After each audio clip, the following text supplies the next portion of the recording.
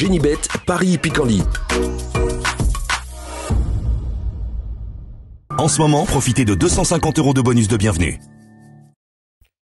Bonjour à tous et ravi de retrouver sur canalturf.com. Nous allons parler du programme de ce mercredi 14 décembre. Quintet Plus sur l'hippodrome de Paris-Vincennes. Le prix du Poitou-Charentes, une épreuve qui s'adresse à des trotteurs d'âge. Nous évoquerons donc cette compétition dans la première partie de l'émission.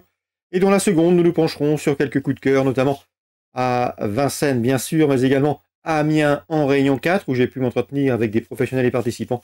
Petit mot également sur la Réunion 5 à Mons, puisque Yo Corbani nous a parlé de ses nombreux partants. J'en profite également pour vous inviter à liker, à partager cette émission, et ce, via nos différents supports sociaux.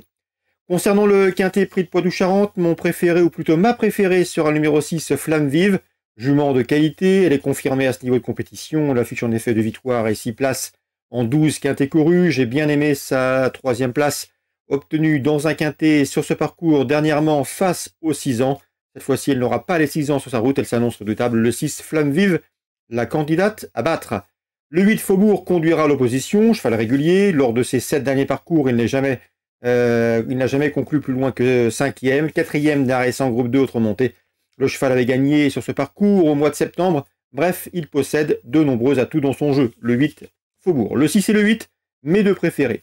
L'opposition, on citera le numéro 11, Stone of My Life, qui a gagné à Beaumont-de-Lomagne et au Croisé-la-Roche le mois dernier. Il revient à Vincennes avec des ambitions, d'autant que l'engagement au premier poteau est intéressant.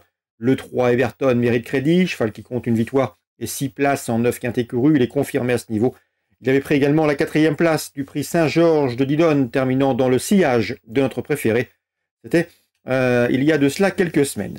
Attention également numéro 15, Aileen, elle est en forme, elle vient de remporter le prix Daniel Met, une épreuve disputée au mois de novembre en Paris Société. C'est une jument qui affiche 18 succès, dont 4 obtenus au niveau quintet. Le seul bémol la concernant, c'est le rendement de distance, mais elle n'a rien à envier au précédent nommé.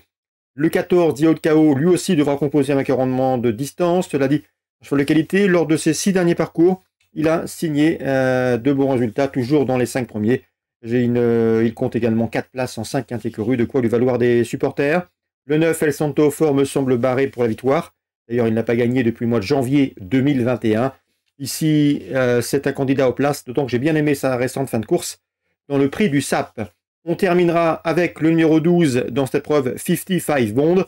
Difficile à situer, en classe pure, il n'a rien envie au précédent nommé. Un cheval qui, lors de ses 8 derniers parcours, s'est permis le luxe de signer 5 succès. Il sera pieds nus, il a des atouts, il vaut un lot de ce genre. Le bémol le concernant, c'est le rendement de distance et surtout, il n'a pas été revu depuis le mois de septembre, à mon avis. Il pourrait bien être opérationnel cet hiver à Cagnes-sur-Mer. On résume tout ça en chiffres pour ce quintet du mercredi 14 décembre. 6, 8, 11, 3, 15, 14, 9 et 12. On se retrouve maintenant pour les coups de cœur. En ce moment, profitez de 250 € de bonus de bienvenue. Voici désormais mes conseils de jeu pour ce mercredi 14 décembre. On commence par Vincennes et notamment le groupe 3 prix Auguste François. Dans cette course, nous retrouvons au départ le 605 Florida Sport. Ce n'est autre que la tenante du titre. Elle évoluera sur un parcours qu'elle apprécie à mon avis dans ce lot. Elle pourrait bien s'annoncer redoutable et pourquoi pas conserver sa couronne. Cela dit, l'opposition à fière allure avec le 2 Dynasty PJ qui reste sur 2 succès, dont l'un obtenu dans le prix Reynolds sur ce parcours au mois de novembre. De quoi ici en faire une candidate sérieuse également à la victoire. Le 8 dans cette épreuve mérite également crédit. C'est un cheval qui a prouvé sa compétitivité en pareille société. Donc le 605 et le 602, le 8 pour l'opposition. Dans la suivante, sachez que j'ai pu m'entretenir avec Gilles Delacour. Il est confiant que le 14, Imaya de Sommer, qui vient de se classer deuxième sur le tracé proposé le 24 novembre, course dans laquelle elle dominait 5 de ses rivales du jour. Auparavant, c'est également une bonne 4e place à Vincennes. Gilles Delacour compte sur elle cet hiver, c'est son meilleur élément pour la région parisienne. Il serait déçu de ne pas l'avoir confirmé, de ne pas l'avoir lutté pour les premières places. Vous êtes prévenu, le 714, Irmaya de Sommer. Concernant Amiens en Réunion 4, Gert Lanou n'est pas négatif avec le 200 Hermès du Château, qui d'après lui est compétitif dans ce genre de tournoi. L'opposition, elle viendra du numéro 3, Milton Dunoyer, du numéro 10 également, et du numéro 5, lesquels ont pris les 3 premières places d'une épreuve de même facture disputée à Reims le mois dernier. Le 3, le 10 et le 5, l'opposition Gert Lanou avec le 1, Un Guerclanou également optimiste avec le 306 Hilda Maria. Elle peut aller de l'avant. Elle a un numéro un peu en dehors derrière l'Autostar. C'est ce qui inquiétait et qui contrariait un peu son driver.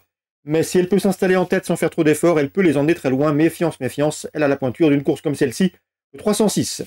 Dans la 8e, je vous recommande le 807 du Snob, de par son potentiel, mais également pour la qualité de son engagement.